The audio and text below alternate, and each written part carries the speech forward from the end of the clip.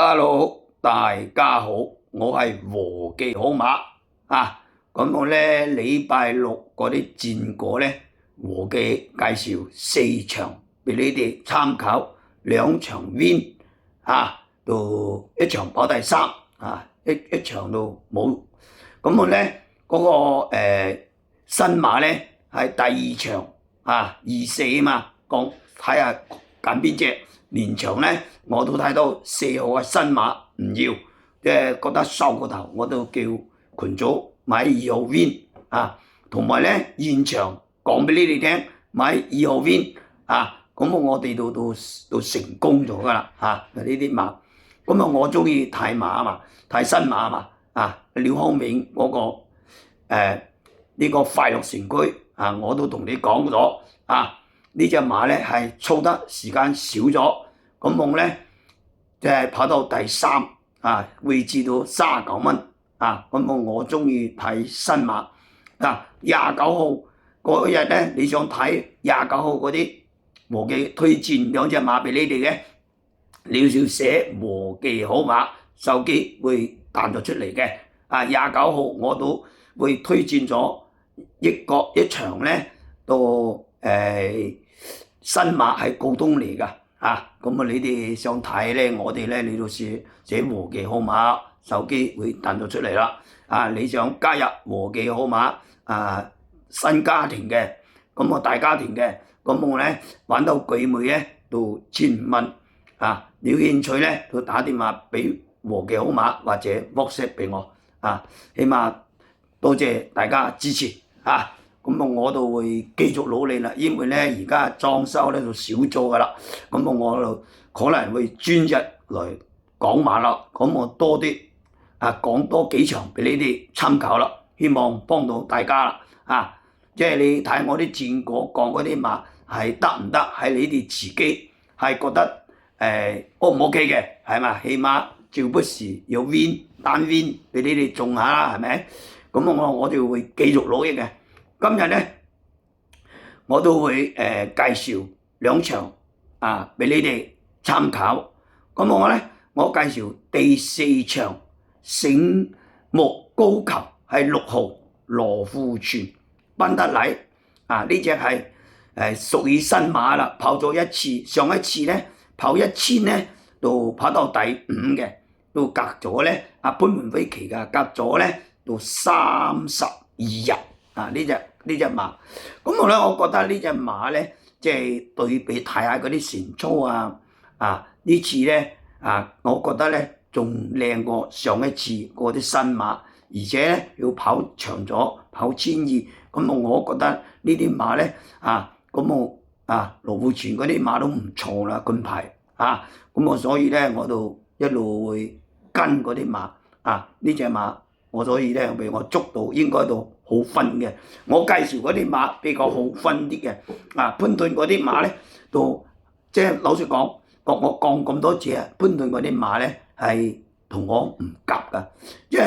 即係禮拜六咧，我講咗2個橫數俾我群組一個中咗，一個咧潘頓咧都冇啦，都唔得啦。第9場一出閘，我都知佢點樣跑法啦捉住咁樣嗰啲馬都係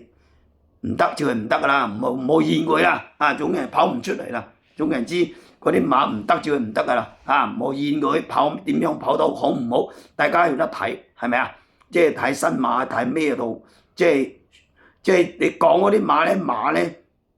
即係你幾好都冇用騎師唔專心，咁咪證明唔得咯，係咪啊？咁我要再講。呢個第5場幸運同行呢隻馬已經6歲啦，係14號呢個蔡約翰呢次咧係楊明倫騎㗎，去跑2000嘅隔咗15日佢呢隻馬咧大啲，要跑過1600也跑過，1800也跑過，2000也跑過，成日跑呢隻馬係長途嚟嘅。咁我點解咧我要揀呢隻？即係度咗好耐，即係呢隻馬一定好分嘅。我次來次去呢隻馬我度嚟度去呢啲馬，而且咧對我睇呢隻馬都查咗成半個鐘，咁我覺得呢隻馬狀態以前嗰啲狀態冇呢次咁靚啊！我覺得呢次狀態係最靚噶啦，所以咧我就選擇咗佢俾呢啲參考啦。啊！呢次到翻沙田2000嘅好耐跑咗幾次係快木谷18002000嗰啲馬2000嗰啲乜都跑過，而家要再到翻沙田來嘅新馬跑沙田前果係唔係幾啱理想嘅。不過佢而家馬咧已經翻咗嚟6歲，已經翻咗嚟。我覺得呢隻馬係長途馬嚟嘅同像嗰個雙贏係嘛？雙贏點解咧？我呢次唔推薦佢咧雙贏咧2次橫掃，我哋群組都中咗㗎啦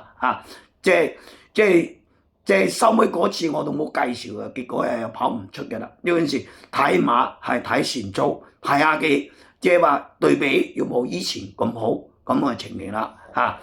咁咧我重複講2場馬俾你哋參考啦。咁我咧第5場係14號第4場係6號呢2場希望幫到大家咁我咧呢2場咧你可以用我嚟做膽，用嚟做腳都好嘅你咪參考下咯。好似上個禮拜六我有一場即係3場係咪啊？如果我2場 win， 一個跑第3，一個跑第4，如果你4重彩唔用呢個作腳咧周不時都係噶，你冇4重彩同埋你冇幾咧係冇噶，係做唔到噶啦，係嘛？咁你啲咩拖下和記好馬啦，有陣時你即係你睇我片嘅係有緣你先睇到我片嘅啫，係咪啊？我都係因為咧我哋咧都係錄到再播上去咧，即係好多細節嘢都唔識玩年紀大，即係話我哋唔係讀書人講嘢咧可能冇人哋講馬講得咁好聽最主要聽唔聽我最主要我哋要求最主要係你講馬最緊要準簡單，咁就 OK 啦。所以咧我哋招牌貨咧就係橫掃就係我咧係呢啲係奇蹟嚟㗎。我話你聽好，即係個橫掃唔係容易講嘅，即係話咁多人之中你講話1次唔得2次唔得，人哋梗係拆你招牌㗎啦，係咪？我哋橫掃唔係吹水㗎，係咪？一定要啲2-3-3，肯定有機會好大都入咗圍㗎啦。大部分咧要70至80% 橫掃都中嘅即係我哋馬就係咁啦。咁我重複講一次俾你哋參考4場6號